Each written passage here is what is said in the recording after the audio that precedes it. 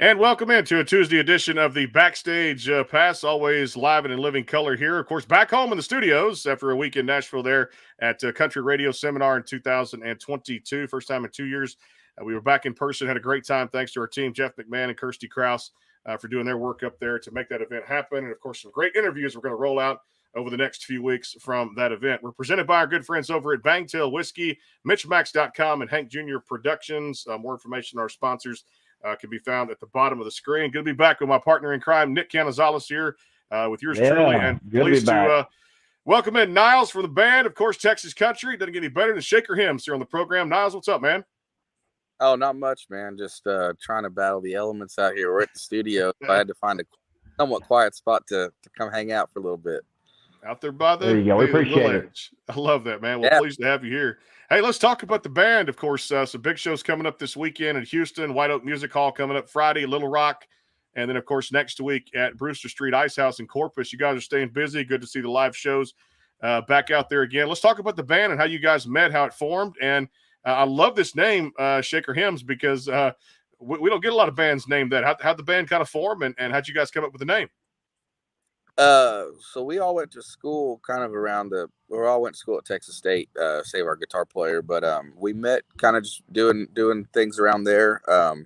I was playing with a couple different bands, and a couple different members, and they were always in and out, and I was trying to be a songwriter, trying to be serious about it, and I was working at Levi's, the jeans store, with our drummer one night. Levi's.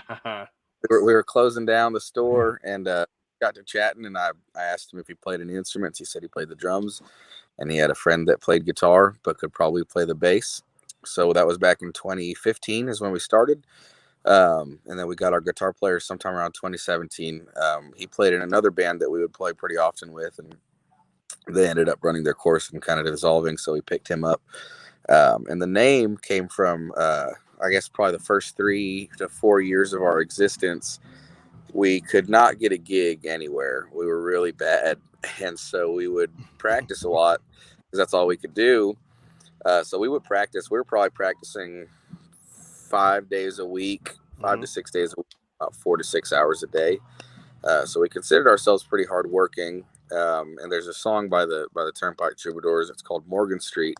And the chorus says, "The movers and shakers down on Morgan Street."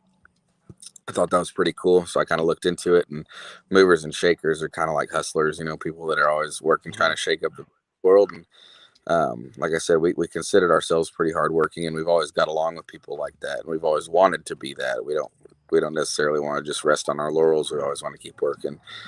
So we decided to call ourselves Shaker Hymns. It's kind of like the song of the working man, or the hymn of the working man. Love that too. Nice, story, nice. No Well, here's what I want to kind of know. Who were some of your musical influences growing up? Who'd you rock out to, and to where to get you where you're at today? Yeah, we all have a pretty diverse background. I think at the root of it, we all kind of grew up listening to roots music that was kind of influenced by the blues, but it's all over the place. My dad was a huge James Taylor and Pink Floyd fan, and the Eagles was a huge one for me. But then, when you're a kid, you don't really want to listen to your parents' music. So I went out and found like Guns N' Roses by myself, and I was pretty proud of that. Our guitar player has a little bit of a heavier background. He kind of grew up playing punk and metal music and stuff like that. That was his first love, I guess. I can't speak for him, but that's kind of what I understand. And but his dad was a honky tonk player. His dad was a singer in honky tonk bands. They travel all over the country doing that stuff. So he always had the country kind of there, right at his fingertips. And then our bass player and drummer grew up together. They've known each other since they were like 4 or 5 years old in daycare or something like that. And they were into a lot of like Black Sabbath and metal music and Metallica. But they had the country thing. I mean, just growing up in Texas, you're always kind of going to be around country. And so once we got to start playing our own music, we always wanted to do something that was high energy and rock and roll. And I'm a guitar player myself. I've been playing since I was 9 years old. So we wanted to have a lot of, guitar solos and a lot of rock and roll kind of stuff. But we also all really, really love harmonies and love, melodic kind of music. So we kind of took what we've always known with the heavier stuff like Metallica and Led Zeppelin and all that stuff, and we married it to the more easy listening stuff like the Eagles and Crosby, Stills, Nash and Young, all that kind of stuff. I could just sit here and name forever all the stuff that we like, but it's pretty much all over the board. There's not a style of music that we don't necessarily like if it comes from roots music. That's kind of where we're rooted in, for lack of a better way of saying it. Yeah, I love all kinds, man. Talking to people up there at the country radio seminar. I mean, like I said, you get a little bit of country and pop blended together. You get a little bit of hard rock and some modern rock in there too at the same time too. And so there's a little mix of everything. And the industry's changed over the last 20 years since that traditional country. Although I feel like traditional country's making a little bit of a comeback. But y'all blend so well as a band together. Take me back to 2020 when you guys put out the full length album, "The Ties That Bind," and How to Love and As I Am were two of my favorites off the record. Take me through the making of it, the selection of songs, and just how much fun this was to put together with your team in the studio. Yeah. So we actually had that album finished in 2019, I believe. And our plan was to release it in March of 2020. I think we were going to release right at spring break, kind of hit a hard touring schedule. And then, as everyone knows, the world shut down right at the beginning of March. So we weren't able to release, which postponed us. But the good majority of the songs were written while I was living in a storage shed in San Marcos. I had a girlfriend who they didn't end up working out with. I was living with her at the time. And when we broke up, I moved out and I moved into a storage shed in the backyard of some of my friend's house. I won't say whose house because it's highly illegal. Backyard. I lived there for a year and a half, and during that year and a half, we were doing a lot of traveling, playing to nobody, which we still do, but we were doing a lot of it then, and we were all really broke and kind of transitioning in between that period of time where we were going from being young adults in college to kind of growing up to being grown men. And that's pretty much what all those songs are about, is relationships, whether it be with a significant other or friendships or parents or whatever it may be. And it's kind of just a snapshot at that point in time of our life. Hey, Niles, when you got into music, what was the best advice that you received about the industry and what to expect when you kind of fully submerge yourself into this? The best advice that I ever got, I didn't take, but I wish I would have. The best advice I ever got about the industry was don't do it. don't get started. but I think that the next best advice that I ever got was to do what's honest, I guess. That was what kind of songwriting advice that I got, but it translated into the music too.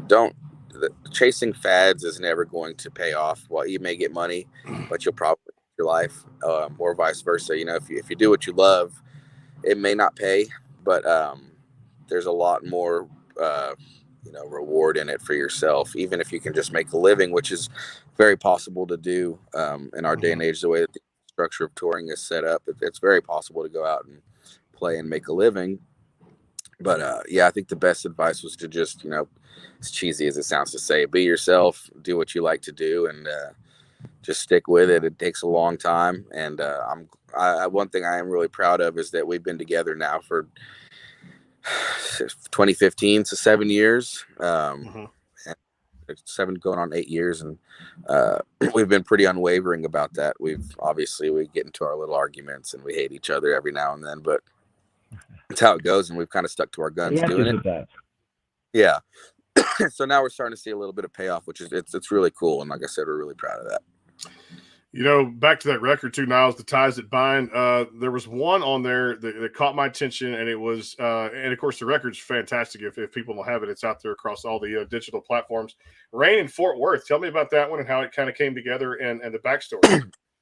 Yeah. So that girl that actually put me in the storage shed, she was from Fort Worth, Texas. Fort Worth. And I remember at the time that I wrote that song, we were doing a lot of traveling as a band, but I was also just doing a lot of traveling myself. I would pretty much do anything that I could not to be at home. So my friends would ask me to, move or go on a random 3-day weekend trip or whatever it may have been. I was like, yeah, put me in the car and let's go. And so we spent a lot of time in vehicles and spent a lot of time with my living situation, kind of living in and out of boxes or suitcases or whatever it may have been. And I remember very distinctly driving up. We'd play in Fort Worth a lot at this place called Filthy McNasty's Saloon, which is in the stockyard. Oh man, it's rough. We had some rough nights out there. But every time we would drive to Fort Worth, we would stay with our drummer's girlfriend, who was my girlfriend's best friend. So everyone was kind of intertwined, and we would stay at her house. And her house was, I guess, 15 minutes from the stockyards. But when you're pulling into Fort Worth, coming from San Marcos, where we're from, I-35 splits, and it either goes to Dallas or it goes to Fort Worth. And every time we would hit that split, I'd grab a bottle or whatever it may have been. I was like, man, I'll do anything not to be in Fort Worth. Like, take me to Dallas, anywhere but Fort Worth. And we were driving, and I remember there's a sign that's probably 10 minutes away from where we would stay all the time, the girl's house. And it was the Miller Lite factory, I think. And there's a sign up there. And every time I saw that, I was like, man, we got about 10 more miles. And then, we're going to be there. I'm going to have to face this hardship or whatever it may have been. And so I kind of paired that along with, like I said, just traveling all the time and sleeping on motel floors, which is actually a true thing. And I wrote it as what it was, just like a period of time in my life, and tried to make it as relatable to everyone else in the band as well. We got to hear some music.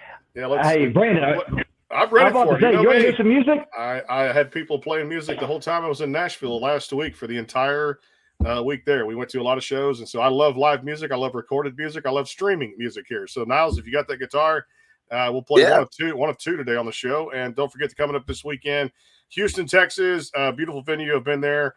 William Clark Green, who I had on the show the other day, William Clark Green is going to have a album release party, I believe, that Friday night, March 4th, for him too as well. And then, of course, here in a few weeks, we'll have the full interview with William Clark Green. You guys are going to be there, though, at Shaker Hymns on Friday night at White Oak Music Hall, 8 o'clock showtime. And then the Rev Room at 8:30 on Saturday with the William Clark Green Band at Little Rock, Arkansas, before you guys come back next week at Brewster Street Ice House at Corpus Christi, Texas. That's one of the kick-ass venue to watch music at. I've been to all of them except for the one at Little Rock. But excited about that. We'll talk about that, man. What are we going to hear first? I'll play y'all a song called Bloomfield off of our record, off of the Ties That Bind. So this song, there's a town in New Mexico called Bloomfield, New Mexico, and I think it's a population of like 7 or something. I don't know. We played 2 nights there. They promised us. I think it was like $1,500 or something, and a bottle of tequila. They paid us if it showed up, and the bottle of tequila had like worms in it or something. I don't know. It was a really that's the real stuff. Yeah. Hey. So then we came back home, and like I said, I was living in that shed at the time. I was really broke, so I got a $6 bottle of Skull vodka, which is really nasty, and I wrote this song in my shed. Remember that? Here we go.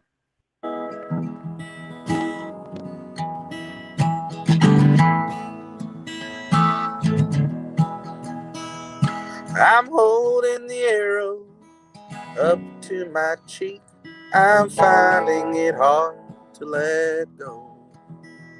My virtue is distance, my patience is weak. Getting rhythm with my heel and my toe.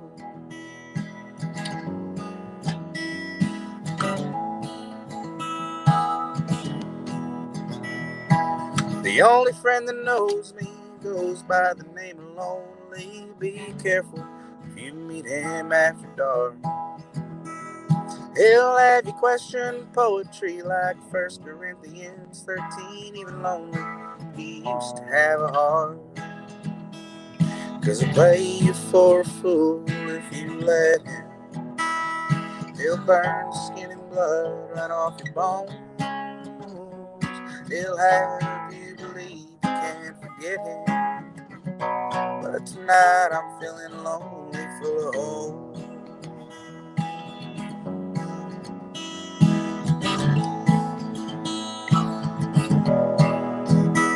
Well, it's hard to remember most of December. Thanksgiving must have been when we met. Well, only rolled in with a half a pint of gin and a 72 Stingray Corvette.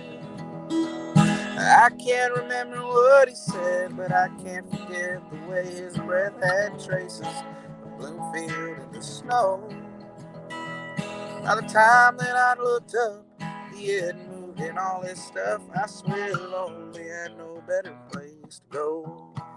'Cause he'll play you for a fool if you let him.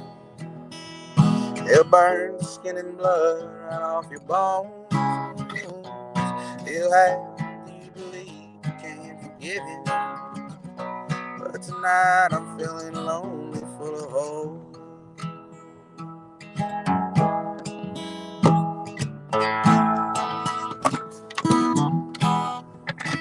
Well, I think that I may finally have him cornered.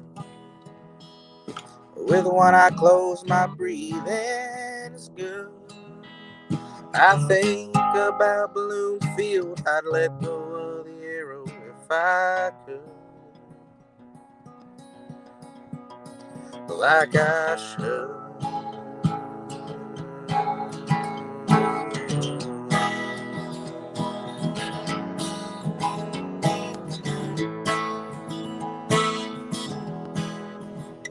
'Cause he'll play you for a fool if you let him. He'll burn the skin and blood right off your bones. He'll have you believe you can't forget him. But tonight I'm feeling lonely. Yeah, he'll play you for a fool if you let him. You know he'll burn the skin and blood right off your bones. He'll have you believe you can't forget him. But tonight I'm feeling lonely. Yeah, tonight I'm feeling lonely. Tonight I'm feeling lonely, full of hope. Ooh.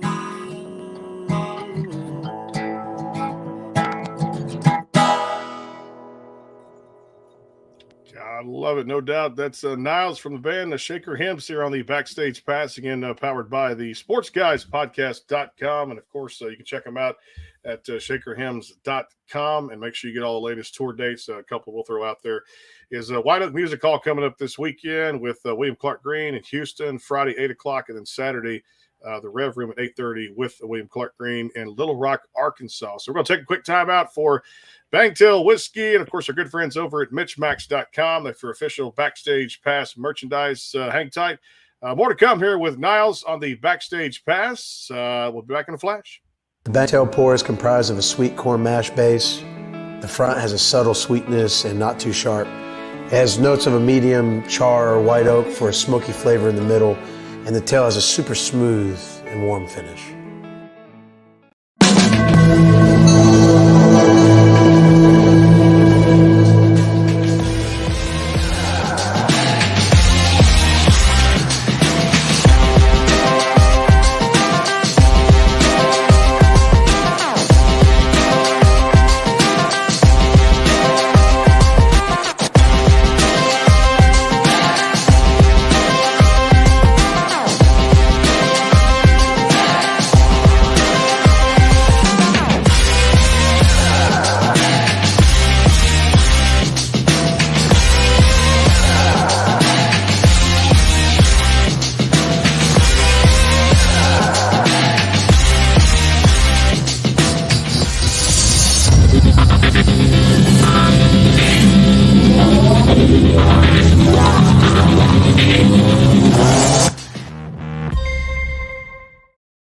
Go behind the scenes with some of the biggest artists in music today with the Backstage Pass, powered by the sportsguyspodcast.com. Join Brandon Morrill and his co-host Kirsty Krause, Jeff McMahon, as they talk to rising stars and legends about their music careers.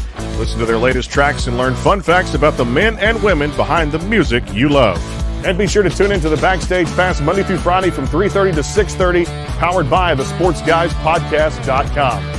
And welcome into the Backstage Pass. And back here on the show again, Niles from the band Shaker Hymns. Check them out, shakerhymns.com. And, of course, this weekend, if you're in the Houston area, White Oak Music Hall, 8 o'clock, with William Clark Green coming up this Friday night. So, man, I love the song, and you make it look natural just standing there on the side of a ledge there, and like I said, having a good time and playing and picking. So it comes natural to you, man. Congratulations on the success there too. Hey, let me ask you this. I save this sometimes for a little segment at the end called Rapid Fire, but I love doing this. Let's talk about dream collaboration. I mean, you guys obviously Texas country, but it's so much because I run into so many great artists last week there at a country radio seminar, and I hear people talk about, okay, I'd like to do it with this artist or this band. Is there a dream collaboration for you guys? And I guess two-parter to that. If you find a band to collaborate with or a solo artist you'd like to write a song with, is there a dream stage you guys would like to step on? Yeah, I think the Ryman's a big one. The Ryman and Red Rocks are probably our dream stages for now. As far as collaborating, probably most of the people we'd really, really want to collaborate with are already passed on. But we're pretty big Whiskey Myers fans and Turnpike Troubadours. Those are huge influences on us from the beginning. But I think more than anything, we just like to play with them. They're kind of at our league as far as the collaboration. We do our own thing and they do their own thing. That's what makes it great. But yeah, I mean, we're like I said, we mentioned earlier, we're kind of influenced from everywhere. So I think dream collaboration, like for me, would probably be with either Led Zeppelin or Leonard Skinner when we're still alive. My favorite ones, as far as like a band thing. If it was like writing, I'm a huge Jason Isbell fan. He probably had the most influence on me as a songwriter in my early age, and him, James Taylor, and I'm blanking on the last one, and I'm gonna hate myself later when I think of it. But those are the Dean Dillon. He wrote a lot of Dean songs. Dillon, yep. George Strait. But the really, really big ones as far as writers, and then like I said, as a band, I'm sure everyone would have some other stuff. I know Metallica is really, really big for our drummer.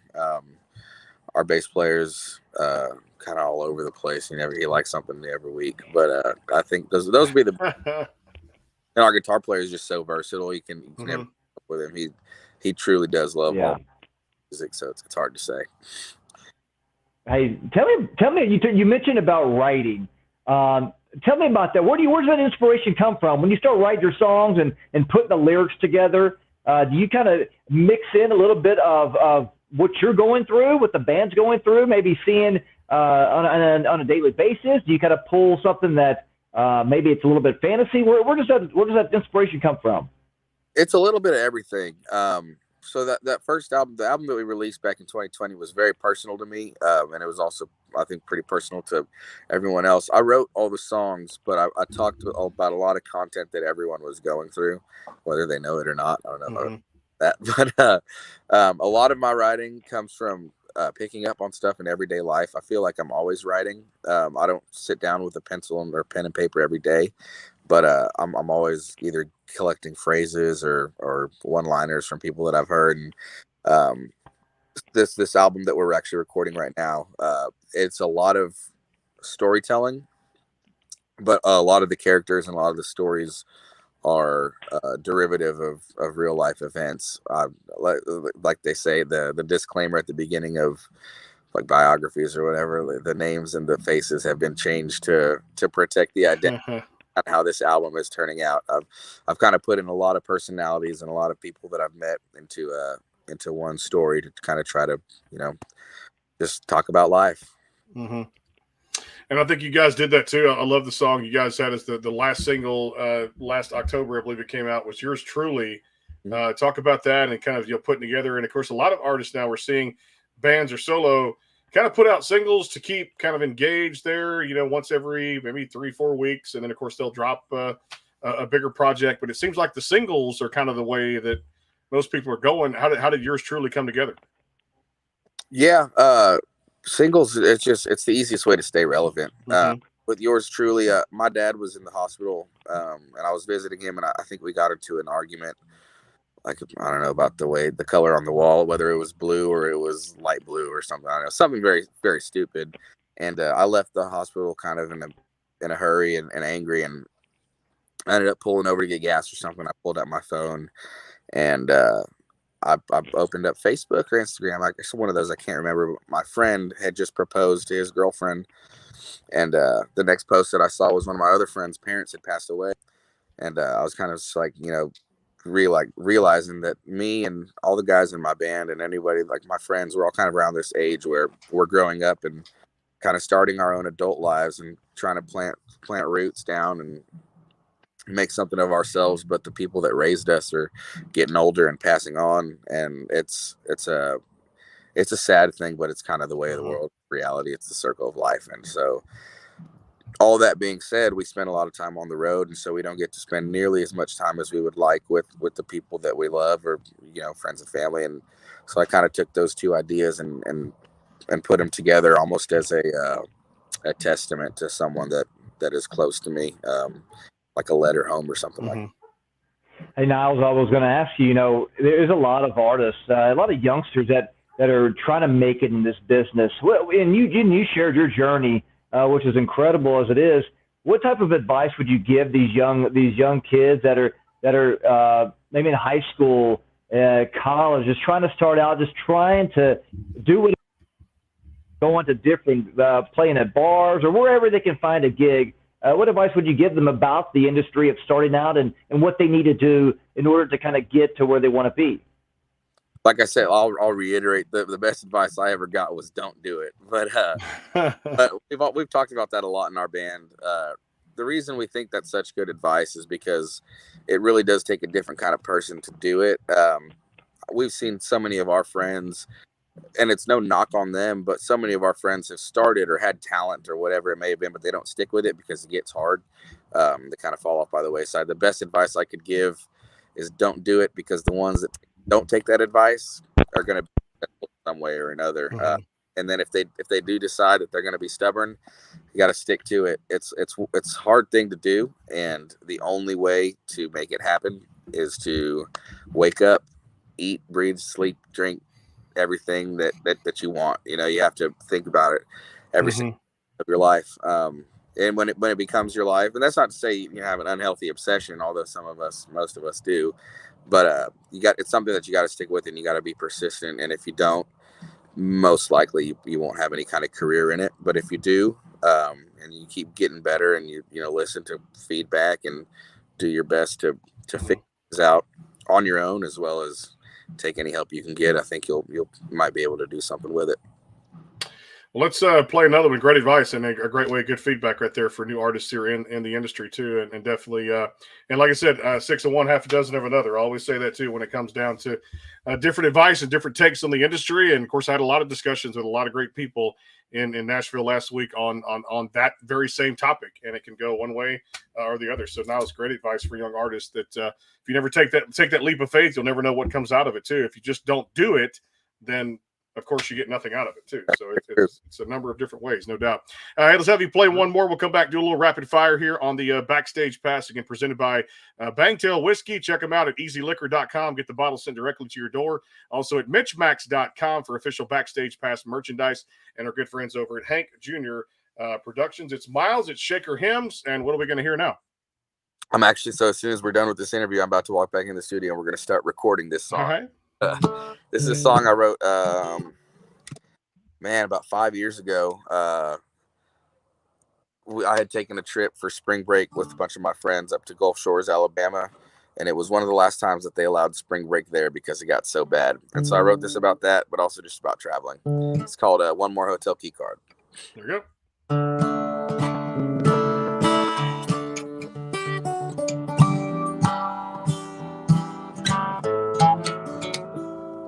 Somewhere between 17 and 23, it occurred to me that I haven't got a clue on how to live. I wake up tired as I've ever been. I'm singing songs of rambling men. I'm on the road again. And though I try to bring you with me, cell phone calls and wallet memories, the lonely is as lonely as it's been.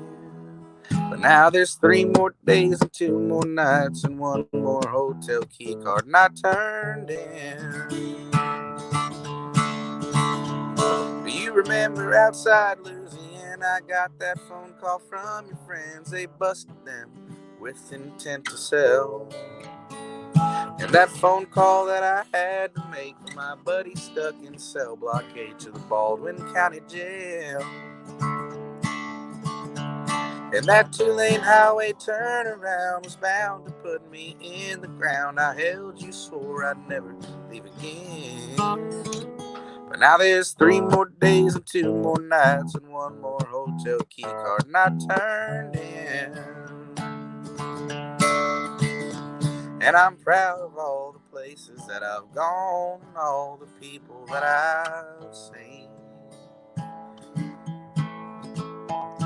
But water in your grass doesn't always mean it turns out green.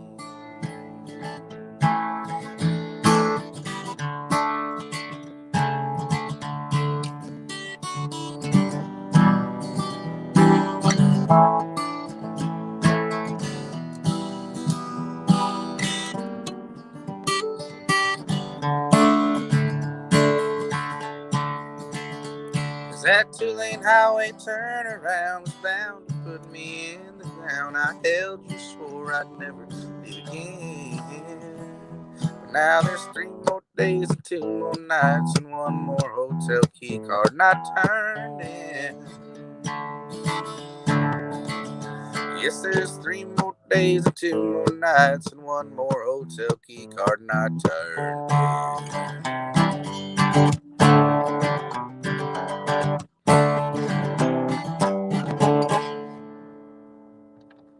That's Niles from Shaker Hymns back here on the Backstage Pass, again powered by the sportsguyspodcast.com and presented by our good friends over at Bangtail Whiskey, MitchMacs.com, and Hank Jr. Productions. That'll be fantastic when you guys get in the studio, Niles, for that one, because you can lay that track down. That's just good old Texas country dirt road music right there. That is best. We'll take a quick time out for a word from our sponsors. Come right back. We got a couple of rapid fire questions for Niles. Again, check them out. I put the website up there, shakerhymns.com. Time out for Bangtail Whiskey. Hang tight. The Bangtail pour is comprised of a sweet corn mash base.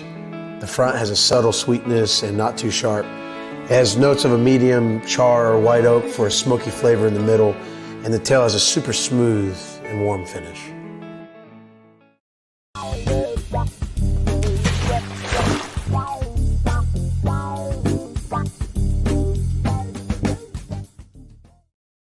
And back here with Niles on the Backstage Pass again, coming off the week of Country Radio Seminar 2022. They've already announced the dates, Nick, for next year, March 13th to 15th. So we'll be back coming up in 2023 in Nashville, Tennessee. Music City is a lot.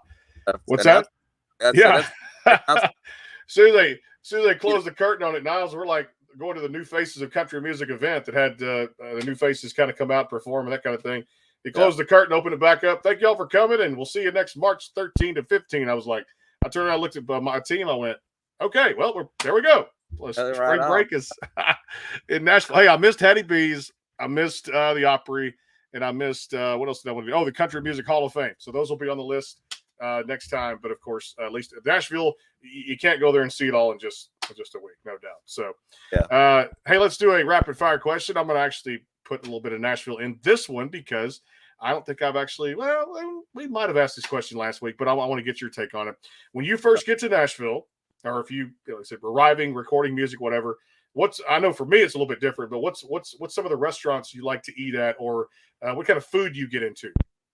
I've never been to Nashville, but I've been dying to go because hot chicken is where it's at. And I'm a huge spicy food and chicken fan, so I would love to go try the hot chicken up there. I had it at a place called Bar Lines, which was pretty good, but I did not get to go to Hattie B's, and that's where they say it's a legacy there. So that's the next time on the checkbox I got to do that. But it was good. What'd you say it was called? Bar Lines. It was actually in the actual restaurant in the Omni Hotel, which was hosting the Country Radio Seminar. The Bar Lines was just down there on the first floor, and actually it was a good hot chicken sandwich. It really was. Man, I'll check it out. I'll check out both if I go. Bar Line. Hattie B's is the other one. Yeah. I'll post a Yelp review, whichever. Where's your favorite dream destination, Niles? Where would you if you had to go pick a vacation spot? Where would it be and why? Man, I'm always torn on that. I didn't necessarily. I wasn't a huge beach guy growing up. It wasn't my favorite thing to do. But the older that I've gotten, all my friends like doing that, and I like being around my friends. So it'd probably be the beach on a cruise somewhere. But if it was my choice, just up to me, I'd probably hole up in the woods somewhere in a cabin away from everybody and not talk to a single person for a while. I love this one too. How do you take your coffee, and then what's kind of a either alcoholic, non-alcoholic beverage is kind of a go-to when you've had a rough day? Coffee on a normal day. If I'm not hungover, take it with a little bit of creamer, whatever. Right. I like all flavored creamers. They're pretty good on a hungover day, or if I'm really just trying to get after it. I really do enjoy black coffee as well, and I drink it that way forever. When I got over myself and realized that I wasn't all full of piss and vinegar, I started putting a little creamer in my coffee. But there you go. Drinks, I love Miller Lite. Good cold Miller Lite is about as good as it gets for me. And lately I've been on a Weller kick, Weller whiskey. I like taking shots of Weller, and I like our band has a little bit of a reputation as taking a lot of Jaeger bombs. We take a lot of Jaeger bombs on stage. Oh, yeah. I was at an Aaron Watson show before I left for Nashville back on the 18th, and it was I walked up to the bartender. She goes, "We got Fireball specials tonight." I went, no, for $5. It's like I'm not gonna. And then so I saw people coming up just getting them, and it was just like, whoo, I'm not gonna do Fireballs. That's how I feel about Your liver Rumple. can't handle that anymore. We used to take a lot of Rumple when we were younger. Hangover gets so bad, man. All that sugar, I can't deal with it. Mm-hmm. Yeah, it's just not for me. Hey, we'll do one final one. Nick, what you got? Well, today's Taco Tuesday. Yeah. So what are you having on your taco here? What type of tacos are you having?